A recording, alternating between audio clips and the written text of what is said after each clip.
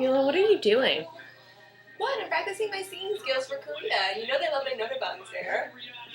But aren't you supposed to be recording a video, remember? Oh, yeah! Okay, get up. Okay. Hi everyone, my name is Yula Shinju Yang, and I'm making this video to bring me over to Korea to teach English.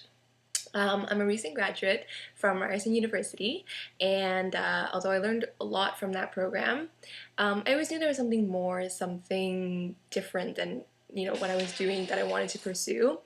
And English has always been my best subject in school, and the one that I really had a passion for. I think that writing and speaking allows freedom and creativity, and as strange as it might sound, I thoroughly enjoy grammar and am a proud ex-spelling bee champion.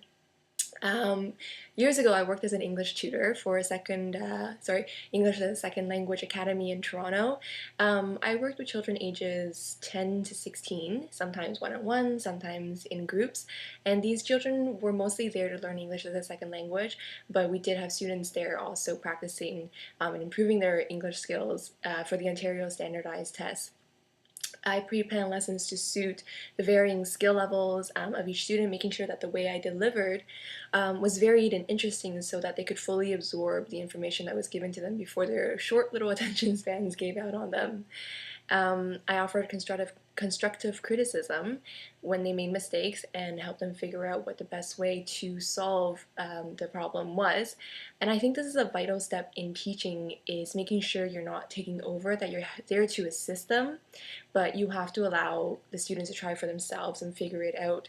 Otherwise, they become too dependent on you and they're not really learning at the end of it, they're just imitating and memorizing.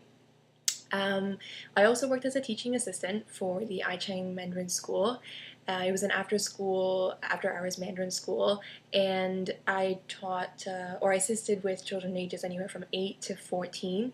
I didn't do much teaching in that role. My job in that position was to sort of keep the students organized, assist them with one-on-one work, and I helped with lesson planning and marking, and just being available for individual assistance when it was needed, and to help the classroom, kind of stay in order.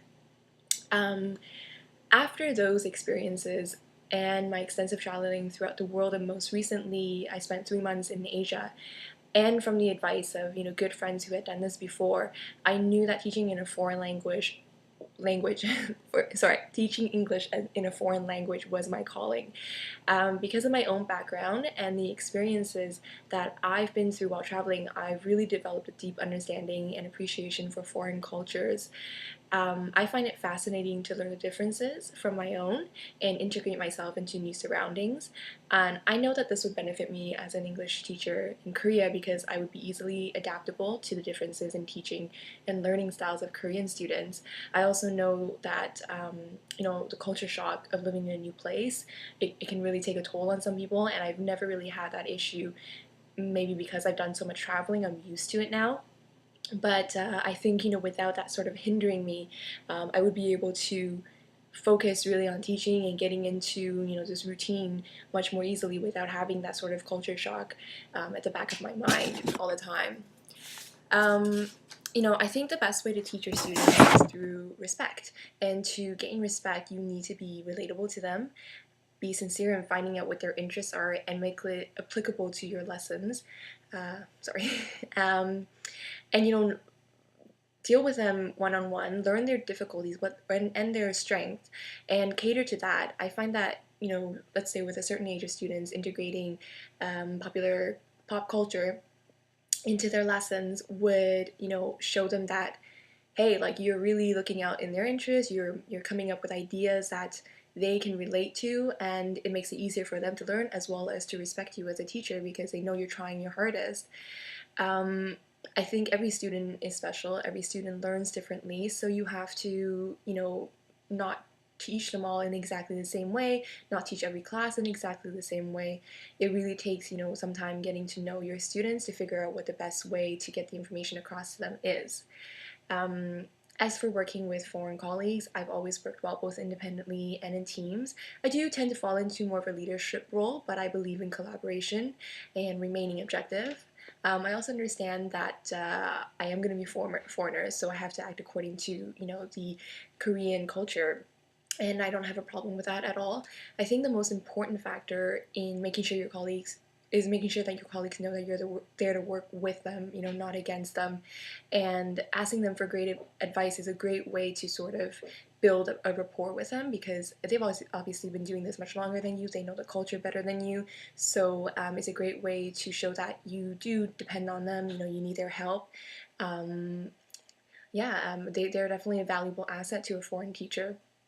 And I visited South Korea when I was very young on a family trip with my mother and my sister. And although I don't really remember too much of the trip, to be honest, for some reason, you know, going back has always stuck in my mind. And I've had several friends who have taught English as a second language in foreign countries, and all of them have recommended South Korea to me.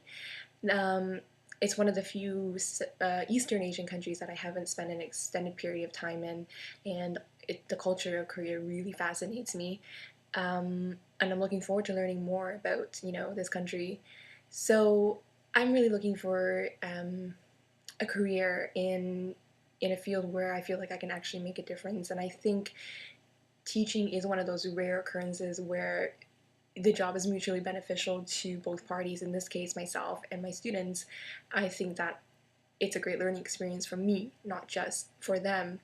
Um, and so I think you know to be doing something where you feel like you're really making a difference, I think it's a great way to go. But anyways, that concludes this video. 감사합니다. I thank you for all your time, and I hope to see you soon.